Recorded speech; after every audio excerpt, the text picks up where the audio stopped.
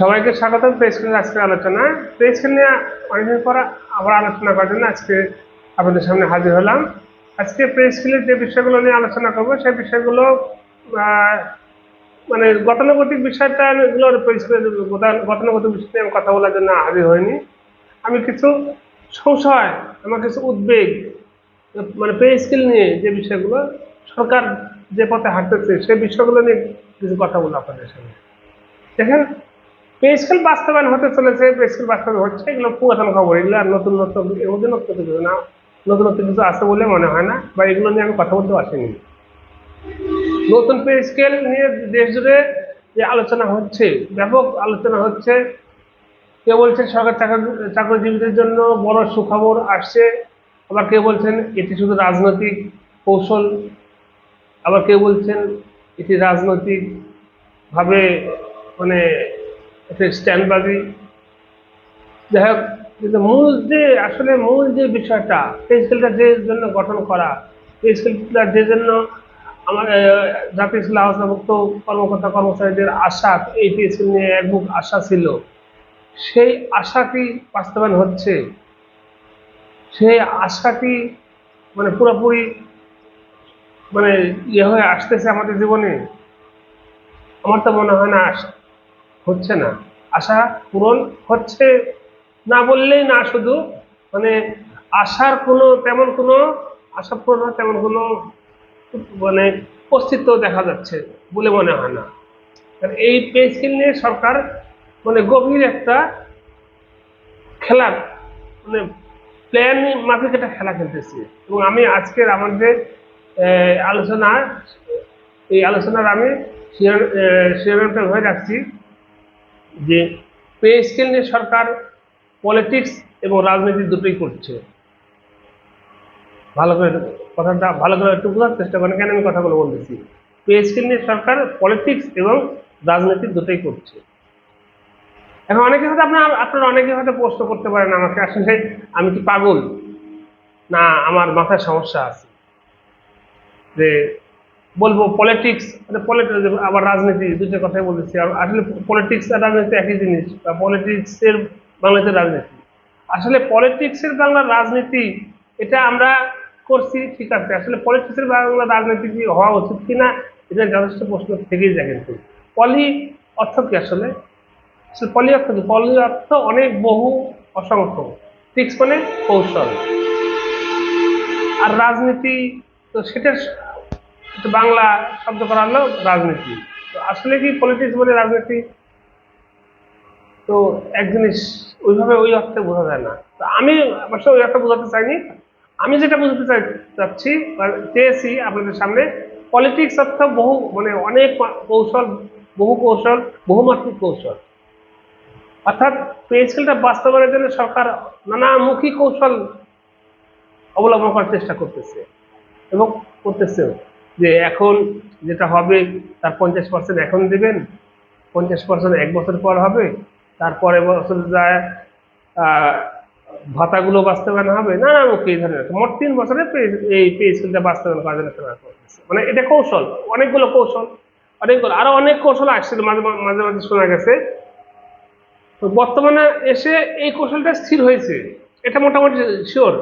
এর চেয়ে বাইরে আসবে না, এইভাবে বাস্তবায়ন হবে যে যে নতুন যে পে স্কেলটা দিবে সরকার, নতুন বৃদ্ধিপ্রাপ্ত যে টাকা বৃদ্ধি পাবে তার 50% এখন দিবে, 50% আর সামনের বছর দিবে, তার পরের বছর যে ভাতাগুলো অ্যাডজাস্ট করবে। তার মানে আগামী 3 বছর মিলে পে স্কেল বাস্তবায়ন হতে চলেছে। তাহলে এই 3 বছরে একটি পে স্কেল বাস্তবায়ন হতে চলেছে। তাহলে পলিটিক্স, আমি কেন বলতেছি পলিটিক্স, এটা একটা কৌশল। আগে পে কমিশনের যখন বাস্তবায়নের জন্য তৈরি করা হয়েছিল, কমিটি তৈরি করা হয়েছিল, বা পূর্ববর্তী সরকার, অন্তর্বর্তীকালীন সরকারও কিন্তু এই ধরনের প্রস্তাব আসেনি। এই সরকারের প্রথম দিকেও এই ধরনের প্রস্তাব আসেনি। পরবর্তীতে এই সরকার এই যে পলিটিক্স, এই যে কৌশল অবলম্বন করলেন, এই কৌশলটা আসলে অবলম্বন করার কারণটা কি? কৌশলটা অবলম্বন করার উদ্দেশ্য হচ্ছে কৌশলে জাতীয় স্কুলের আওতাভুক্ত কর্মকর্তা কর্মচারীদের ফাঁকি দেওয়া। এখানে অনেকগুলো ফাঁকি আছে, অনেকগুলো ফাঁকি আছে, এবং এর মধ্যে আবার রাজনৈতিক স্ট্যান্ডবাজিও আছে এর মধ্যে। এই জন্যই আমি বলতেছি পলিটিক্স ও রাজনীতি দুটোই করতেছি। রাজনৈতিক স্ট্যান্ডবাজি কি সেটা আমি আরো উপরে আসতেছি।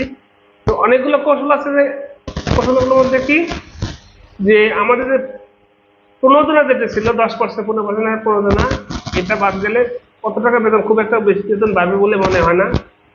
নাম্বার 2 নাম্বার, আগামী 3 বছরে পে স্কেল বাস্তবায়ন হবে, তাহলে 3 বছরের ইনক্রিমেন্ট কি হবে?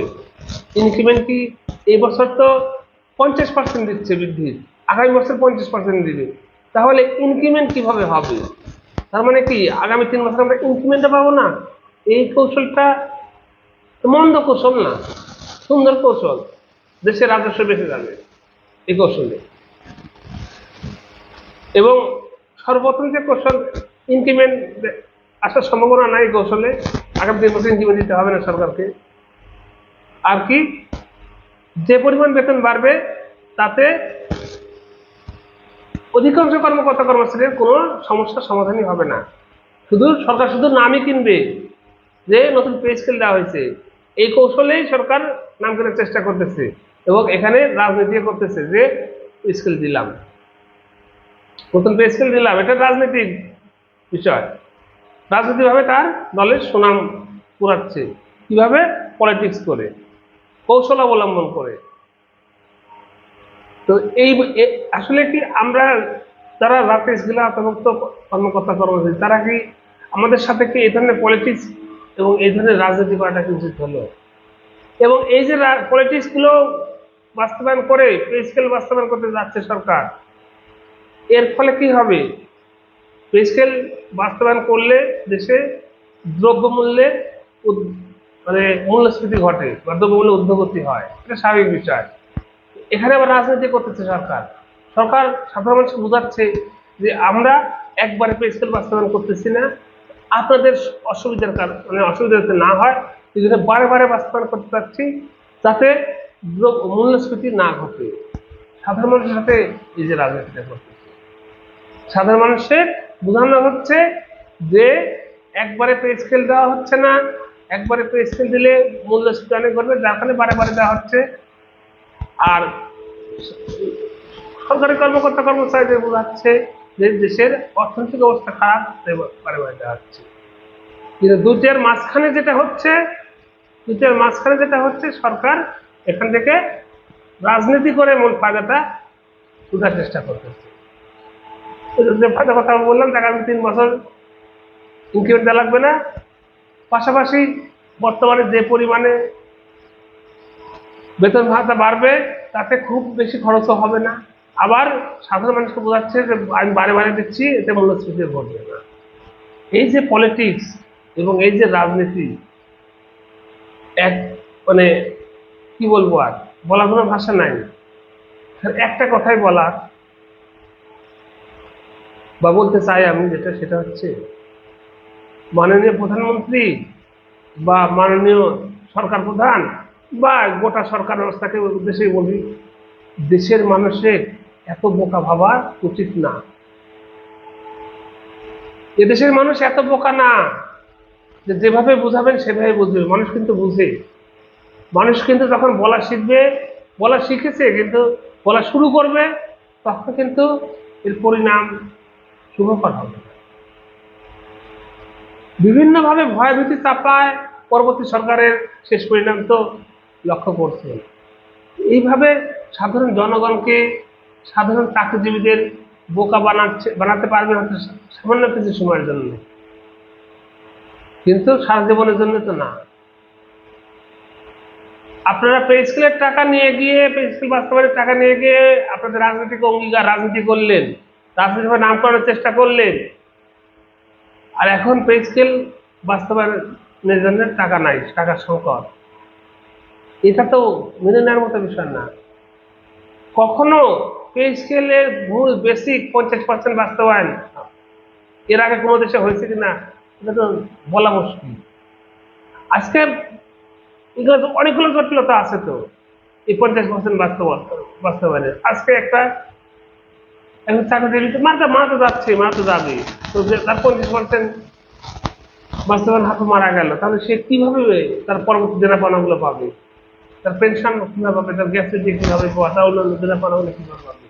এই সকল জটিলতা একদিনের জন্য তৈরি করতেছেন, কিন্তু এই জটিলতাগুলো সারা জীবন এই চাকরিজীবীরা, সরকারি কর্মকর্তা কর্মচারীরা বা জাতীয় স্কুলের আওতাভুক্ত কর্মকর্তা কর্মচারী সারা জীবন এর বোঝা বইতে হবে।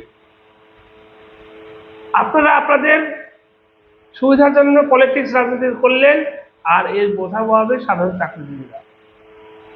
তো এই যে আলোচনাগুলো করলাম, আমার মনে হয় আলোচনাগুলো আমি হয়তো পুরোপুরি ক্লিয়ার করতে পারলাম না, তবে আমি যেটা বোঝাতে চাচ্ছি বা বোঝাতে চাইছি যে সরকার এখান থেকে যে বিষয়টা বোঝানোর চেষ্টা করতেছে যে সাধারণ চাকরিজীবীদেরও মন রাখার চেষ্টা করতেছে কৌশলে, এবং সাধারণ জনগণের মনও রাজনৈতিকভাবে রাখার চেষ্টা করতেছে। দুটোর জন্যই কৌশল অবলম্বন করতেছে, কিন্তু আসলে কারোই মন রক্ষা হচ্ছে না। আসলে দুই নৌকায় পা দিয়ে চলা যায় না, দুই নৌকা পা দিয়ে কোনো কাজ করা যায় না, মাঝামাঝি থেকে কোনো কাজ করা যায় না। আপনাকে সিদ্ধান্ত নিতে হবে যে কোনো একটা বিষয়, হয় একজন দুজনের একটা সিদ্ধান্ত কখনোই দুজনের মনোমত নাও হতে পারে, দুই পক্ষে, দুজনের বলতে দুই পক্ষের মনোমত হবে না কখনো। তো আজকে যে আলোচনাগুলো করলাম, আজকে আলোচনা আমি এখানে শেষ করতে যাচ্ছি। যারা এতক্ষণ আলোচনা শুনলেন সবাইকে ধন্যবাদ এবং শুরু দিন একসঙ্গে এখানে বিদায় দিচ্ছি। Thanks for watching, until then, Allah.